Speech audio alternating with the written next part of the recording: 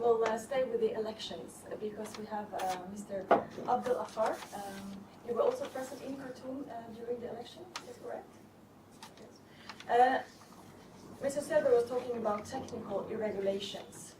In your view, should the elections be recognized by the international community, and what is your view on the elections?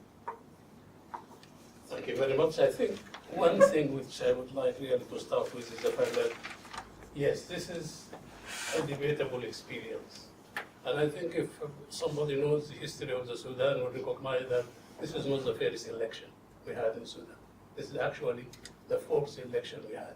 The three before that were free and fair with a competition almost for all the political spectrum.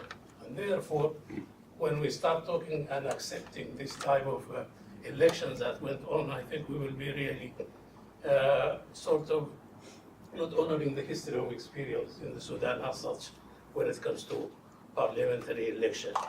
There are quite a number of irregularities, and the irregularities, as Gunnar rightly said, started with the census and with the registration, and in fact went on during the election itself with quite a number of flaws here and there.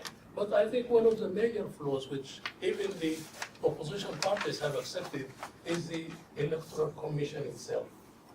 It is really interesting to look at the leading figures in the Electoral Commission.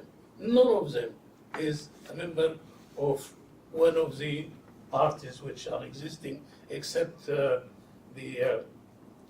deputy, who is a member of the NCP, regular, and he was even an ambassador at one point during this regime in Washington.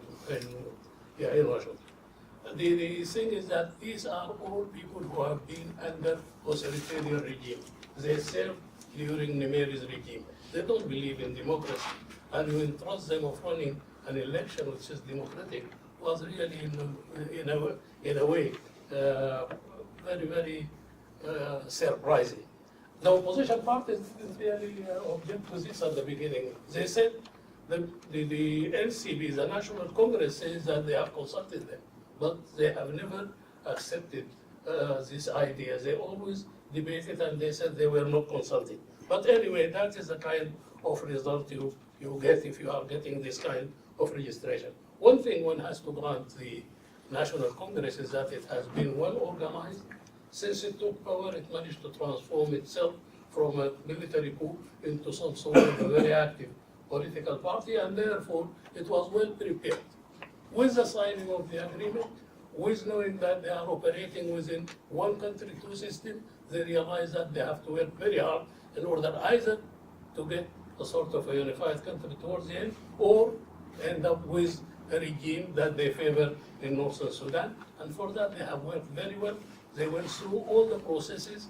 They have gone to the grassroots, consider those who might support them, or even who are going to oppose them.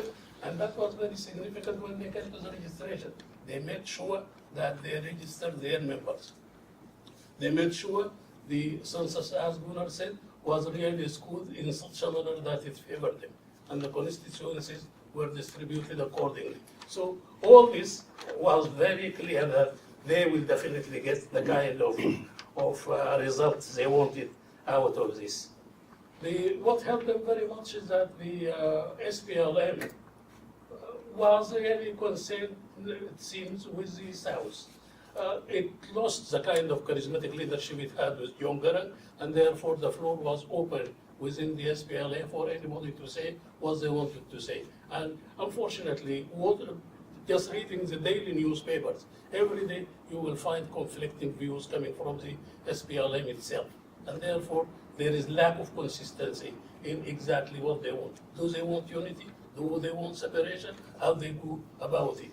And when we came to the election, they even withdrew in favor of the present president, who is, as Gunnar was saying, was indicted. They just gave him the floor because they saw that this is the only person who will probably implement the CPA the way they wanted it implemented and on time. That is the kind of situation we are in. The opposition was disorganized. They have weak constituency. They were wavering up to the last minute between either boycotting the election or going through the election. Some of them actually in the last 2 days. And some of them even when the process started, they said they are going to boycott. So you have a sort of an opposition which was ill-organized. And unfortunately, of course, the CPA specifies that there should be a space for debate, for discussion, and all these freedom of expression and so on. That never existed before the election. Well, there were some tiny little opening here and there, and even those openings were not really given freely for the opposition to utilize. But the opposition itself was weak, so it was really the thing that one can expect from them. The election created more problems than it solved them, unfortunately. And you will find here in this kind of situation that, okay, they are talking about having it an inclusive election, all the major political parties, even though we debate, we doubt what kind of constituency they have, but at least in label, they are the major political parties, they dropped out of the race. So you have a situation where this inclusiveness doesn't exist. The situation is now polarized between the SPLA on one side and the National Congress. The thing is that they discovered immediately after the election, and with the result which in the north has been totally dominated by the National Congress, and in the south with only an exception of 4 constituencies, the rest was taken by the SPLM. None of them, both parties have really rigged the election the way they like it. But at least the National Congress found itself now in really a dilemma that they are going to take the responsibility for having a country broken in their history. Historically, they will be blamed for this kind of situation. And this is why they are doing their best to include the others. They are negotiating with different parties, trying to give them a carrot so that they can really bring them in on table and get them in part of the process. I doubt whether this is going to be really possible for them to do, but definitely they have been doing all their best to get this inclusive situation.